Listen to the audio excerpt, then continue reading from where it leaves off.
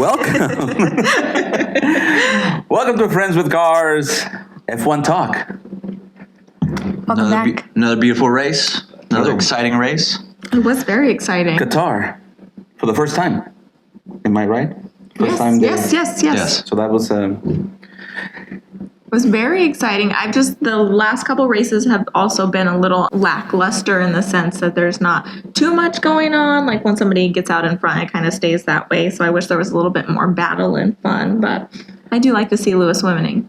the stress level was definitely a bit higher this time around, only because there was some incidents going on during the race Right. that made you think. But it made for a very exciting race, in my opinion. I guess we could start with the beginning of the race, which this wasn't released last night. It was released this morning. I think we just looked it up about the grid penalties for Valtteri and Max for the yellow flags, which I didn't realize. Yeah, that was surprising for me when the race started and they were announcing the starting positions. I think it was early this morning. I think I saw the news afterwards, and it was like at 4:40 this morning they were handing it out, or that's when the news came out. I don't recall that incident happening on qualifier.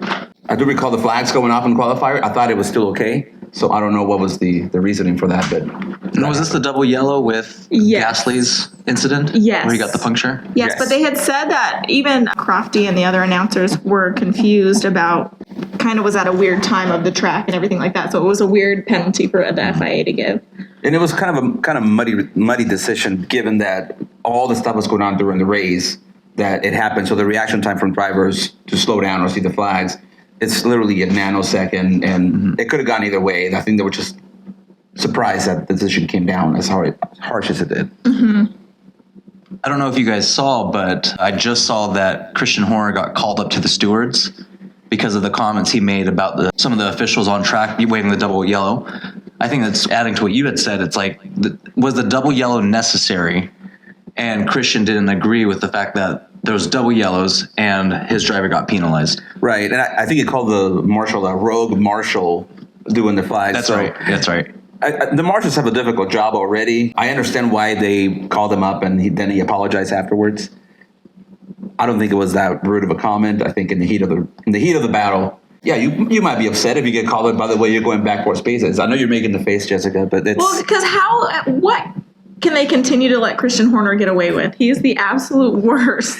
Listen. Red Bull put a formal complaint for Mercedes last race for that overtake. They got denied. No, Mercedes. Oh, it was Mercedes do the? Yeah, that's right. Mercedes put the complaint. They got denied, so Red Bull did not get punished for that. And next thing you know, Red Bull gets punished for something else. Right. The devil works hard, but Lewis Hamilton works harder. But yeah, I mean, Christian Horner's just got a loud mouth. He's very saucy. Him and who's their team CEO? What's his name? Helmut Marko. Both of them are mouthy little men. So I get it, but You're also biased, though, because Toto in himself is mouthy. Yes, he is, but not. Okay. I don't see it that often. I don't see it as often as I see the other two. The other two are all over social media bashing anybody that they can. 5 podcasts so far, and there's one thing that remains consistent. It's the bias that you have and the hate And you this have. is representation of what happens in Formula One and Mercedes. Alonso made a comment about that said, we're both playing basketball. Mercedes has a bigger basket. I think this is the representation of that. No. How often do you see Toto Wolff bashing other people on social media? We Not talked often. about Toto Not Wolff often. being an assassin and having bodies buried. So I'm pretty sure he doesn't do his talking on the radio. That's he what just I'm kills saying. people. That's what I'm saying. So maybe they should start doing their stuff under wraps instead of for me to see, and I will have a different feeling about it. No? Okay. All right. Just me then. Okay. No, I guess. What was the penalty that they got for that double yellow infringement? 5 places. That was 5 grid for. Okay. So Max what position? He would have started second. He was okay. Got it. But Bottas got one too, so you can't say that they were But I targeted. think Bottas only got a 3. No. Was it equal? I think it was equal. I think it was equal. Yeah. I think they both got 5 place grid penalties. But Max making up like 4 positions. No, it was like 3 positions. 3 positions on the opening lap. Freaking amazing. It was incredible. But listen, we're not talking about the fact that Perez went up even more. Right. Where more overtakes. I always see the stats that says, overtake leaders. Like, it was kind of unfair to have a leader when they always start at the back. Right. But when you have a driver like Perez who doesn't always start at the back, starts 11th and moves all the way up to third before Red Bull kind of screwed that over. We'll talk about that later.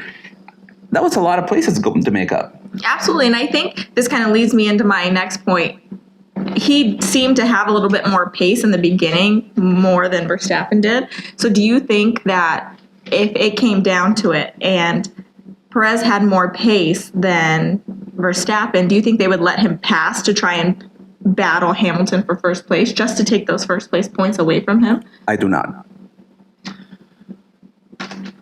I want to say I do not either, but I think they'll take what they can get. And what I mean is they're really trying hard to get Max his first world championship and get Red Bull's first world championship in the past since 2013, I think was their last one. Vettel. So they'll take what they can get.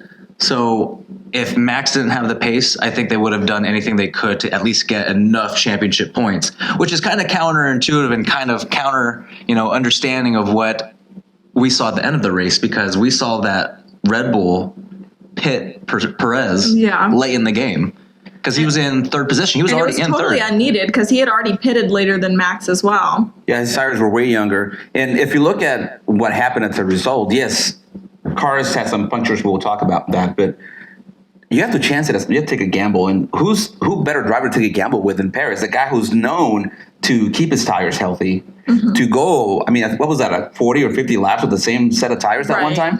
He's going to take care of his tires. Why not just leave him out there and get those constructor points? Well, he had pace. He just had really great pace. I don't understand. He had the pace, and I think that's why I said, no, I don't think they'll let him through. I think they might have used him to get Max ahead, get in front of him, give him the DRS, give him a little slingshot to get across, but I don't think they will let him ahead of Max. Got it. Speaking of DRS, though, we brought it up in a previous podcast where we think that, the engine manufacturers are in cahoots with others. So there was a cryptic message. We think it's a cryptic message, and the commentators actually said the same thing. It's, Max came on the radio and said, what did he say? He said, I'm kind of stuck here. Yeah, I'm kind of stuck here. And Gasly was in front. Gasly was in front. It was coming to the last turn before the main straight, and Gasly went wide, came back on track, and happened to just be enough for Max to get up on him, get a tow, and get DRS. He might have been saving face. Like, that's your way to let him get ahead without losing some dignity. They have to have code. Like, what did the AlphaTauri radio say? There must have been a radio saying, hey, this, and this. The code means let him by. Hey, we all know how you do a radio check, right? Double click, make sure that this thing's working. Don't say anything. Oh, yeah. All you hear is the... And that means let the guy through behind you, right? So I don't doubt it. We've seen Gasly race a lot, and we've seen him not make mistakes. Right. That was clearly a mistake. That he was not under pressure. It just seemed odd that he will go wide on that turn. Timing was bad too. The timing was bad. So maybe it wasn't an honest mistake, but if you look at it and we saw the replay, it looks like he literally just let him through. Well, that's the thing. Was the timing bad? Was the timing perfect? Because it looked natural in nature. But it came after the radio message. I think if it would have been before the radio message, it would have seemed a little bit more natural. Yeah. Now everybody's like, oh, that's weird. But I do believe that yes, you're right. It's a conspiracy theory. It is. So do you think that Red Bull does not care too much about the Constructors' Championships with the way that their strategy works? To me, it doesn't seem like they do. I think their main goal, they have a driver in Max Verstappen that they want to keep as the marquee driver. They want to push him. They want to make him like Hamilton, right? With multiple championships, bring the team up. I think that starts with a champion. And I think their main goal is to get Verstappen to win that championship, get that confidence, come back next year and do it better. Perez already has a contract for next year. He was hired for a purpose. I think we talked about it. He's the cleanup guy. Whatever they need, he's going to do for them. He's been doing a great job. They're so close in the Constructors' Championship. I think if Matt gets that championship, the Constructors secondary to it, and next year they're going to come back with the vengeance. Do you think Red Bull is worried in losing Max Verstappen? Which is, one, they really obviously want to just get the championship for him, but I know there's a clause in his contract that says if Red Bull is not performing, providing him a car that can get him to a world championship, he's got an option to leave the team. Do you think that there's that fear? I think they're definitely afraid because look at what Vettel did. Vettel won a couple world championships and then Ferrari called him and he was like, bet. So, especially with the new regulations, the new cars coming up next year, it's going to be a different race. We'll see how different it is. But if the cars are much closer, it's definitely going to impact the performance of some of those teams that might have been on the cusp before. So now you have contenders in McLaren, now you have contenders in Ferrari, even Alpine is going to be in contention. So if you have those teams and Max has options, if you try, we've seen this before. You try 3-4 times and you get right to the edge and you cannot win that championship. At some point, you just got to jump ship. Right. Well, and then there's just the staple teams like Ferrari, which it's just being a Ferrari driver is such a big deal. Oh, absolutely. And if they're more of a contender next year, I mean, why wouldn't he? Everybody wants to drive for Ferrari. Do you think anyone's ever turned down Ferrari? I would have a hard time seeing anybody turn down Ferrari. Yeah. Yeah. I mean, it's Ferrari and Mercedes. I mean, who would turn down the opportunity to be part of that team? I think Hamilton. Even McLaren, though. Look at Daniel Ricciardo leaving absolutely. Alpine. Yeah. I definitely think Hamilton, if he ever got the opportunity to drive for a Ferrari, he would say no. No, because he's already achieved everything that he can. Right. But then also the Ferrari fans hate him. So I'm not going to go to a... Listen, the advantage that Hamilton has is that he's won championships with different teams. That's key because you can't say you can't go win somewhere else because he's done it. Right. Now, can he win in a Red Bull car? Oh, I bet you he could. That would be the ultimate slap in the face. You leave Mercedes, go to Red Bull, and then win Red Bull that championship they've been looking for. Yeah. Well, so banking off Hamilton, one of the radio messages that we saw today, he was like, don't pit me too early. And they pit him the exact same They lap. had to. I know. But so what do you think about the strategy versus what Hamilton wants? Who do you think's right more often? Do you think it's the driver or the team? I think the team 100%. The driver does get to see a different side of the track. Right. But if we look at the last few races, we saw it time and time again where Red Bull pits Max, and then Hamilton says, I'm still good. They leave him out a couple more laps. Then the undercut comes in. Right. I think if they're reacting, I think the commentators made a perfect comment. If you have if they pit, if you have the opportunity to mimic what they're saying without losing your place, why wouldn't you do it? Right. If it doesn't work for them, it doesn't work for you. You're still even. You're still ahead. Mm-hmm. You're talking about when they had their pit and they went to hard tires and Absolutely. they pit the next lap. Absolutely. And I think we talked about it last time. It's like that's the mistake Mercedes has been making, but the driver's to blame for that a lot. Right. And even when they pulled him in, he still complained about it, but yet he won the race. Right. And we've seen that with Hamilton, He does complain. especially when his tires are dying and then he gets fastest lap. Right. Over and over and over again. But I do also want to talk about your greatest heartbreak, Valtteri Bottas. Listen, You're not alone. I'm going to say it's the hat because every time I wear this hat with high hopes, he chokes. He didn't choke this one, though. I think the team made a mistake today. Well, actually, I take that back. I think since other teams are experiencing punctures as well, maybe it's not necessarily on the team Because he was itself. the first puncture. He was the first puncture, but they did leave him out too long. Absolutely. They did. However, we got to go back from the start of the race where he had the grid penalty and somehow he ended up even further back. So he had a terrible start. He had to fight to get all the way back to the top. And he did. He did a great job. He got it back up to third. And then he went and pitted and got new and came back out. But they left him out too long. And that was, maybe it's a bad luck from the team. Maybe it's just his own bad luck. But every time it happens, and it's always to Valtteri. So, yeah, it's heartbreaking. I mean, I'm excited for him to go to a different team and see what happens. But something inside of me tells me that it's going to be the same thing. Do you think that he's checked out? Do you think he doesn't want to help the team? Do you think he's doing it on purpose? Because I just remember beginning of the season, Valtteri was very hyped and talked a lot and argued with his team members and things like that because he was still in the running. Like now he doesn't say anything, or when he got a puncture, he's not like cursing over the radio or doing anything. Like I almost feel like he doesn't care too much. One, because he's leaving, and two, why would he want to help Hamilton?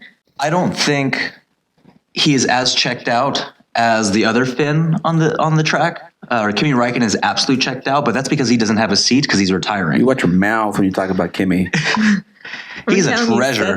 He's a national treasure. But I don't think he's checked out. I just think he's doing the best that he can, and I don't think he would be checked out because, it leaves a bad taste for the next team that he's going with. You don't want to see the driver that you're about to take on for the next season be checked out for the team that he's currently with. I think he's got to give it his all, and I think that's what he's doing. Well, if this is his all, I feel very bad for Alfa Romeo.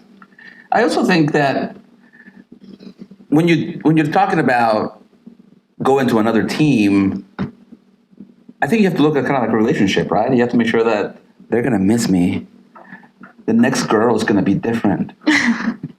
So you want to make sure you do everything you can to make sure that when they have the next race and they're not doing as well, you can see, you had it better with me.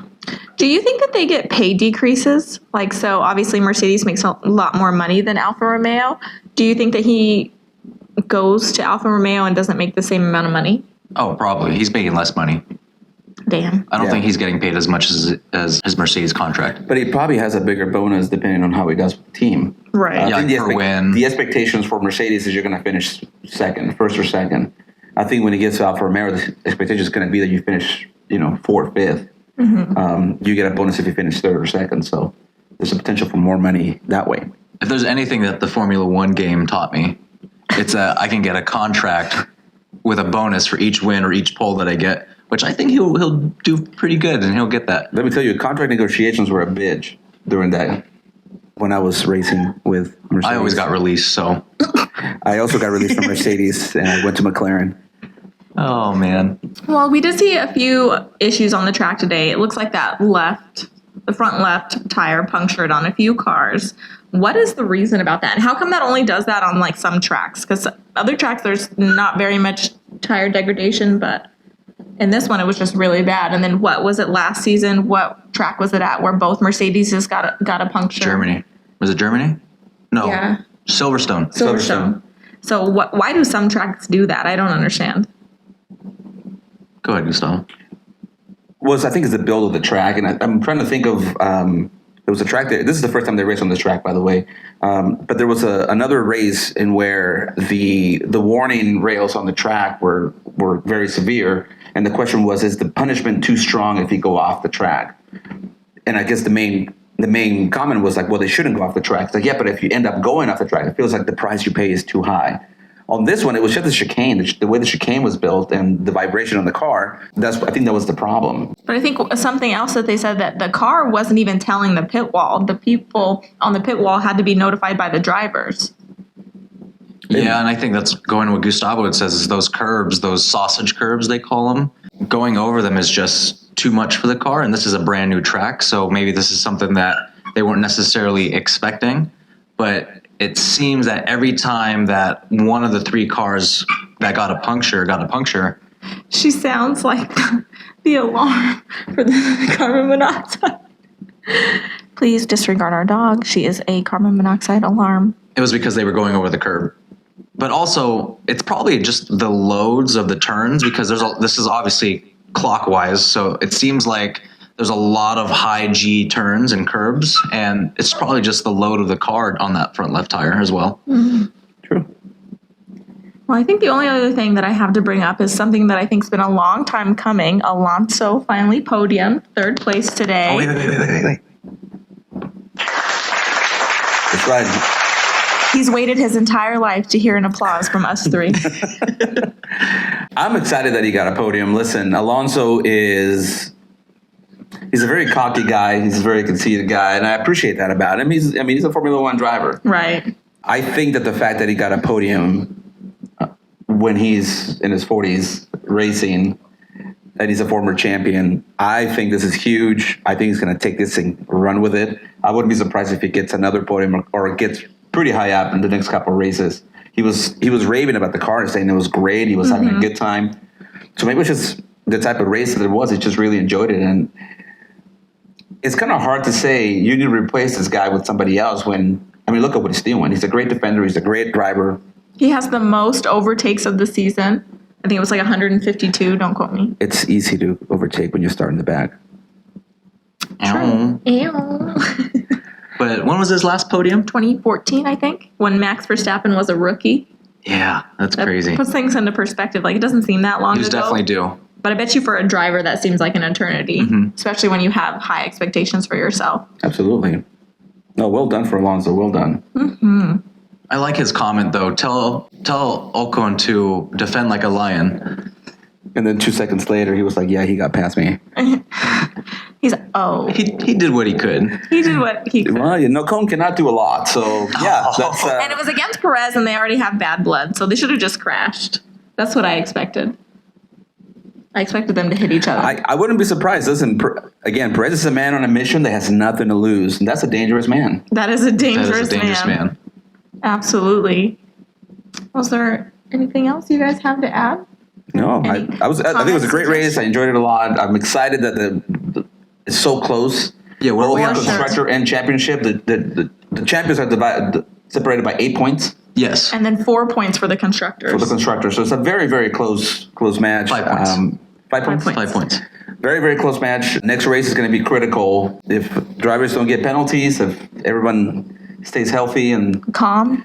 calm, I hope it goes down to the last race. Oh, for sure. I really do. So hopefully that'll happen. It's going to be a nail biter. It's going to be a nail biter. Well, All right. that's all for Friends with Cars. Thanks for joining, guys. Until next time. Cheers. Cheers. Cheers.